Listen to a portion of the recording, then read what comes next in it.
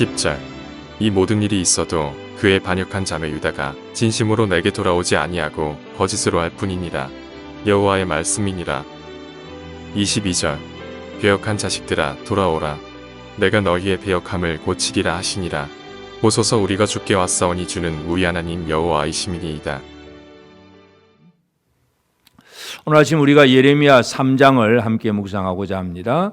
하나님께서 예레미야를 불러서 그 처음에 요시야가 종교 개혁을 일으키고 신앙 회복 운동을 일으켰을 때에 요시야 왕은 참 믿음으로 그 당시에 있었던 그 악한 므낫세 왕, 자기 아버지 므낫세 왕과 또 북이스라엘의 그 섬겨놨던 그들이 이미 망했지만 그들이 가졌던 우상 숭배들 그런 것들이 그 땅에 막 가득함을 보고 우상을 제거하고 산당을 없애고 하여튼 하나님 앞으로 돌아오기를 간절히 바라고 왕이 그렇게 계획 운동을 일으켰습니다. 그런데 결과적으로 보면 요시야가 죽고 나서 바로 다시 우상 숭배가 시작이 됩니다.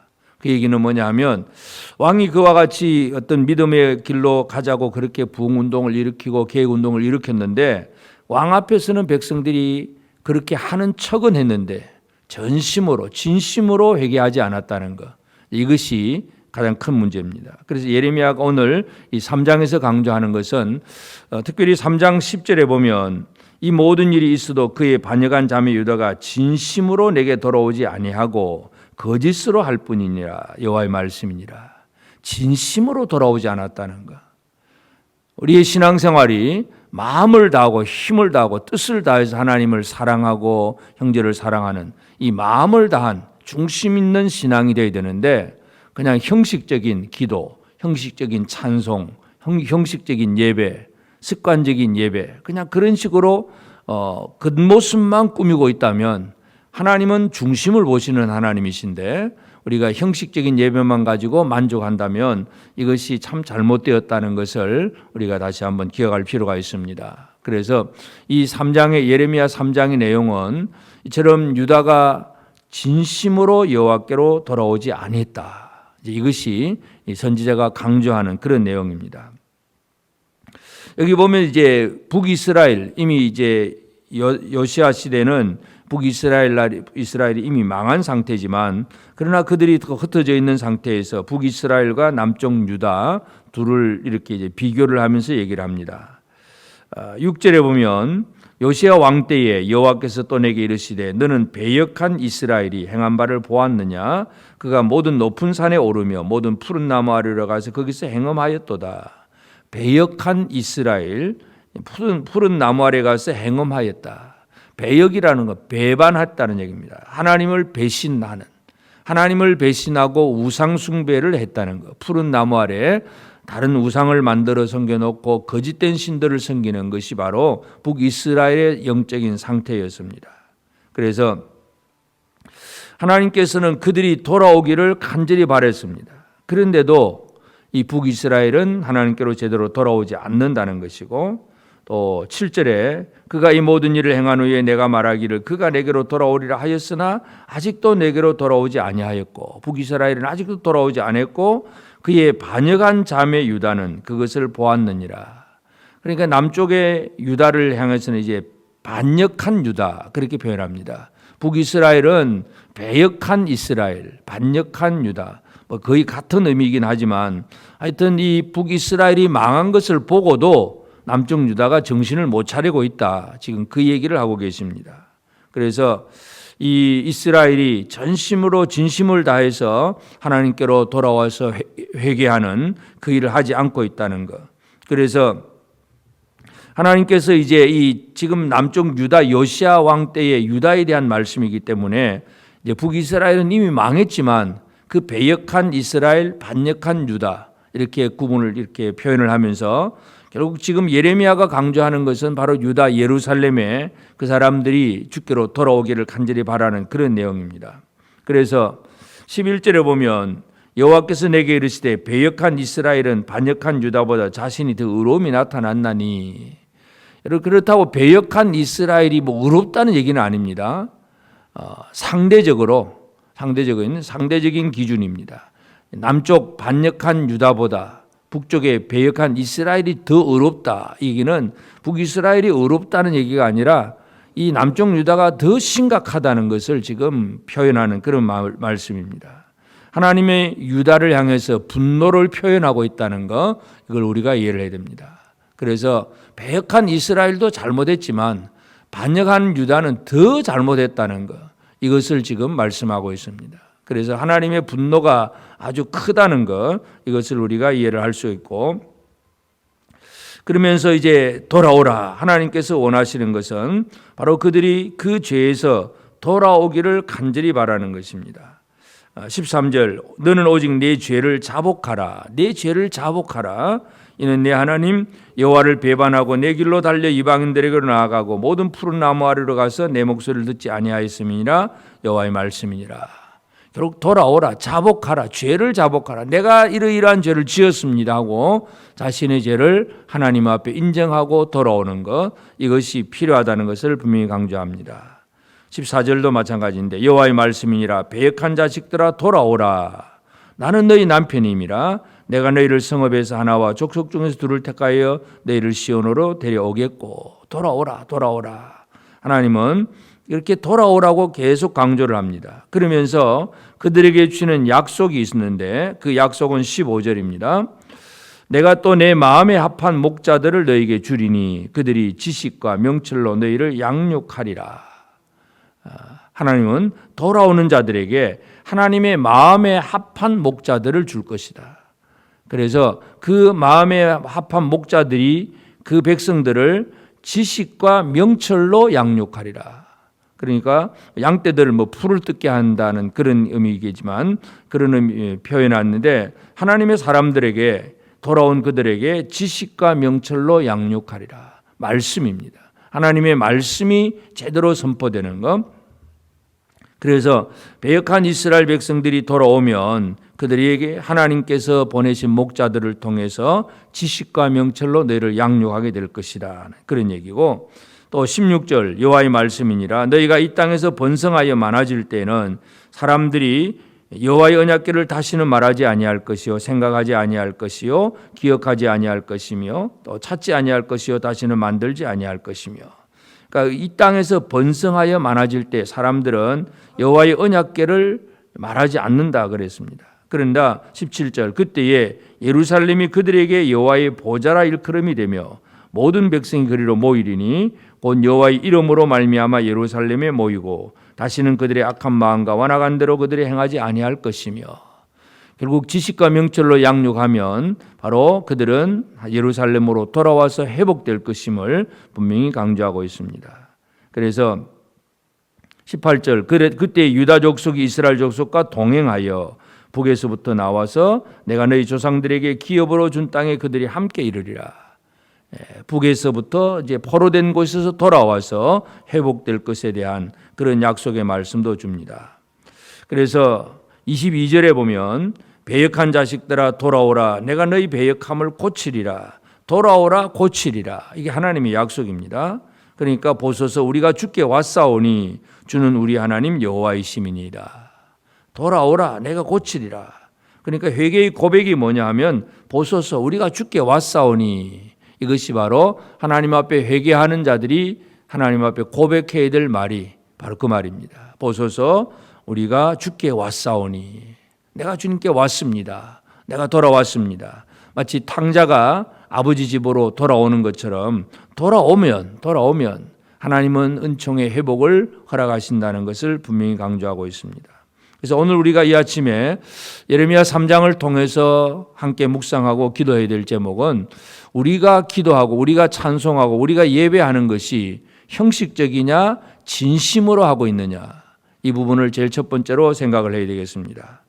하나님은 우리의 중심을 보시는 하나님이십니다. 다윗이 우리아의 아내를 범하고 나서 하나님 앞에 이제 책망을 받고 회개하게 될 때 시편 51편이 다윗의 회개시입니다. 그 51편 6절에 보면 보소서 주께서는 중심이 진실함을 원하시오니 내게 지혜를 은밀히 가르치시리다. 다윗은 그것을 알고 있습니다. 하나님은 중심이 진실함을 원하시는 하나님이라는 것. 오늘 우리도 우리를 향해서 하나님이 지금도 원하시는 것은 우리의 중심의 진실함을 원하십니다.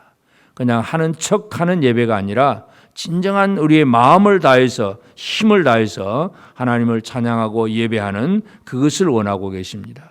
진심으로 돌아오는 하나님의 백성이 되도록 오늘 우리의 마음 상태를 우리 하나님 앞에 온전히 내려놓는 이 시간이 되어지기를 바랍니다.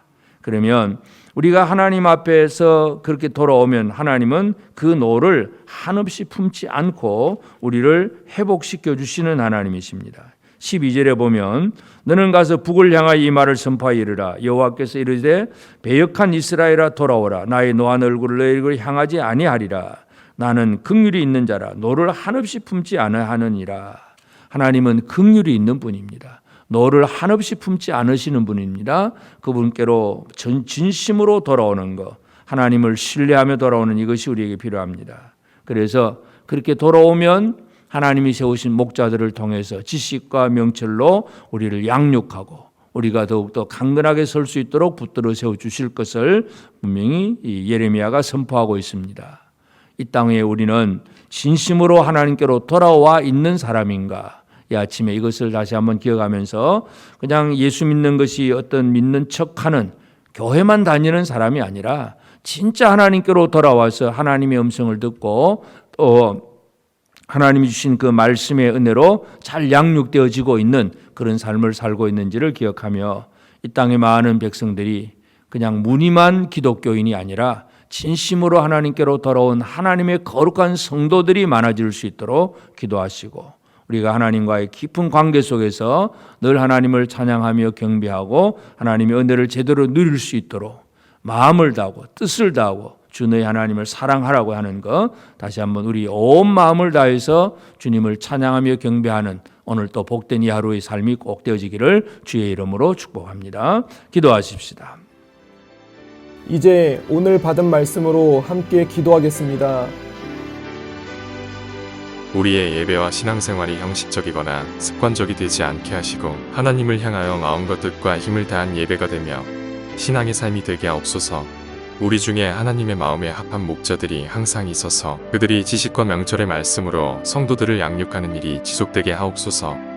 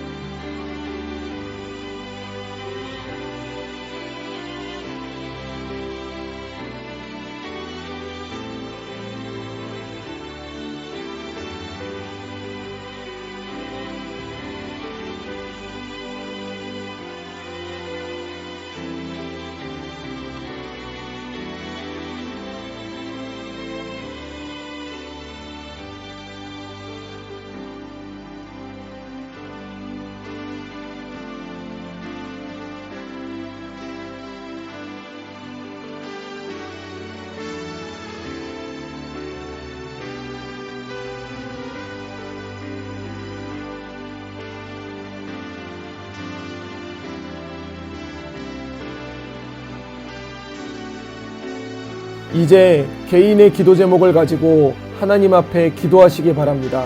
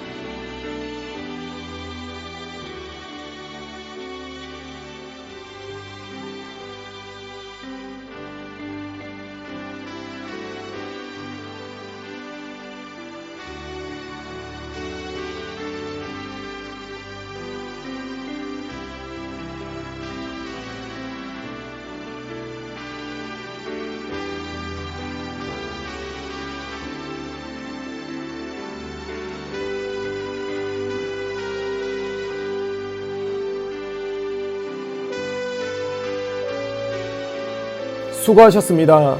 오늘도 하나님의 인도하심 가운데 승리의 하루를 보내시는 우리 재건부평교회 모든 성도님들이 되시기를 주님의 이름으로 축복합니다.